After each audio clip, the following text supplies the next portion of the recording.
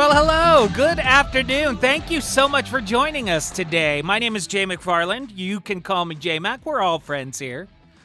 This is the all-new JayMac News Show, a show where you're going to hear the news with my opinions attached right over the top of the news. That is the goal. And speaking of news, if you're just joining us, we have this breaking news for you. The Utah Jazz will acquire George Hill from the Indianapolis Pacers as part of a 3-team deal.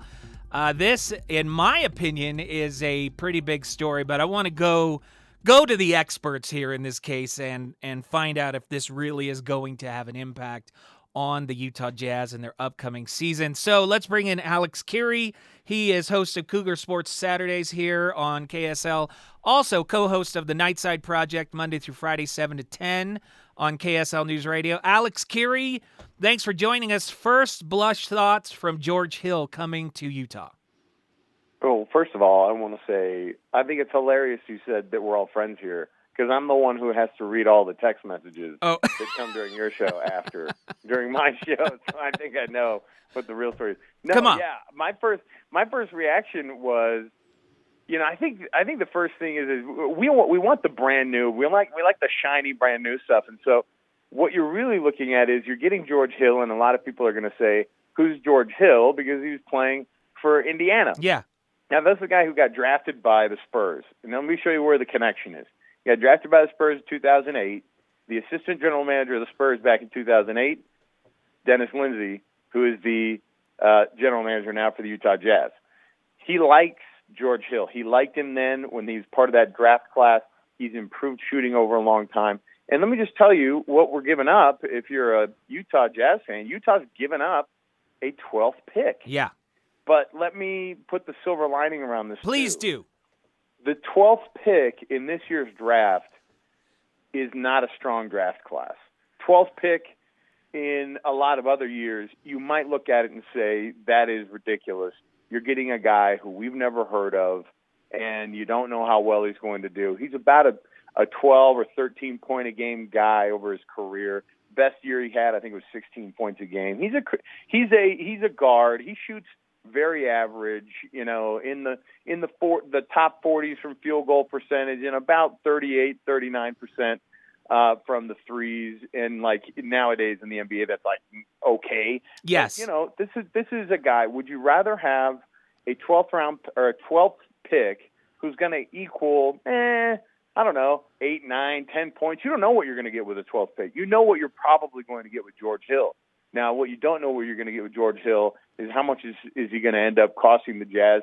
His last contract with Indiana, about 5 years, $40 million. Is he worth $8 million a year? I don't know. The Jazz throw a lot of money at guys, and the real thing is this year's draft at the 12th pick is probably like a 25th pick overall in maybe a regular year's draft. This year's draft getting a lot of criticism because there's just not a lot of talent, a lot of role players. Right.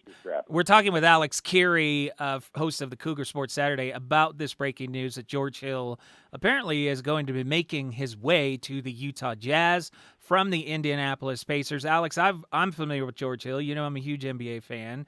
I believe he brings some poise, some experience to a team that possibly needs that. But the makeup of the current Jazz team. And anytime you bring in an outside player, you have to ask the question, are they already doing well in point guards? How does he match up with the current players on this Utah Jazz team? Right. So you're wondering if Trey Burke goes bye-bye. Is that really what you're saying? Well, yeah. That's honestly what a lot of people look at and they go, okay, you bring a guy in who's a veteran, and Trey Burke was the number 9 overall pick of the draft in 2013. He gets immediately traded to the Jazz from Minnesota. And, he's been okay. He's been very serviceable. He's had flashes, of brilliance there. He is a talented guy, former, National Player of the Year in college basketball. But the thing is, how many guards can you have on a squad? And he's making about $2.5 million a year. So if you bring in a guy who's going to make double or triple that, you don't know. Right. I'd hate to see Trey Burke go. I mean, but George Hill's not a big assist guy either. I mean, he's probably 3.5 or 4 assists a game overall in his career. People just don't know who this guy is. I mean, but when you're a general manager, you make decisions based on what can we get. This guy has an established career, 2008 through now. 6-7 years in the league. And the last 5 years he's been in Indiana, he's been very, very serviceable. And he's got playoff experience, right? Yeah. General managers, they want to have almost guaranteed points and almost guaranteed assists and guaranteed production, and you can't get that from a draft. And in this year's draft, I think you were really rolling the dice at the 12th pick because after about 4 or 5, then you're kind of going, well, sort of everybody's the same past year, or it's just not. Like I said, lots of role players is what this draft is being looked at. And so I think the Jazz made a calculated decision. Dennis Lindsey's no dummy. He's one of the best GMs in the league, and he had a connection to George Hill already. He drafted him back in 2008. He likes him, and he likes production. Now, I will say this. George Hill went to college at IUPUI. I mean, he was there in Indiana. And so he was kind of leaving almost his, sort of his hometown team in a way, and is coming to Utah, which, isn't a bad deal. You follow wherever you go, and you try to make a career out of it. But I think culture-wise, Utah's doing the right thing, and people will criticize the pick, but I think the 12th overall pick in this year's draft, like I said, is probably more like a 25th or a 30th pick. He was a first-round pick when he was out of college. So, and he's, again, if you're doing 13, 14 points a game in your career, that you're going to make a lot of money in the NBA. Yeah. And it seems to me that this really sends a message. The Jazz want to get out of building mode, and they want to compete, and they want to compete next year, right? I mean, that's kind of the idea here. Think about how close. Think about how much on the edge they were of the playoffs. Yeah. And how a leadership-type player could come in, make that difference. They had some injuries, toward the end of the last year. When you think about some of these guys that are, Dante Exum and Alec Burks, who are out toward the end of the season, and then Alec ended up coming back and making a little bit of an impact. But these are the guys who made, kind of a weak push. And here's the other thing: your biggest money player is Gordon Hayward.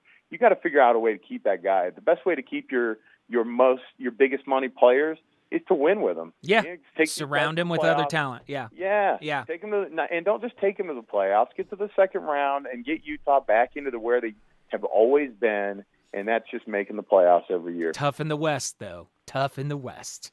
Yeah, but look, last year you saw how it was. Close. It wasn't amazing. Last year was the year for them to steal it, and they floundered it, and then handed 60 points to Kobe in his last game, like an amazing gift. You still sound bitter about that, Kirry. What's up? It was so weird. It was like they're all anyway. Our parting gift to you is to shoot from wherever, and we won't defend you. It'll be great. All right, Alex Kirry, host of Cougar Sports Saturday and the Nightside Project. Thank you. Wanted to check in with somebody who knows Utah Jazz basketball. And again, if you didn't catch it, George Hill from the Indiana Pacers coming to Utah in exchange for a 12th round draft pick, part of a 3-team deal. I think it's an immediate impact and will improve the Jazz's chances for a playoff bid this next season. You can tell us what you think about that. You can text us at 57500 or call the comment line 575-7668. Coming up, what appears to be conflicting polling here in the state of Utah. A vast majority of Utahns feel Donald Trump does not have the temperament to be president, yet somehow Mr. Trump is still leading in the polls. Does that make sense in Utah? We'll talk about it and see how you feel.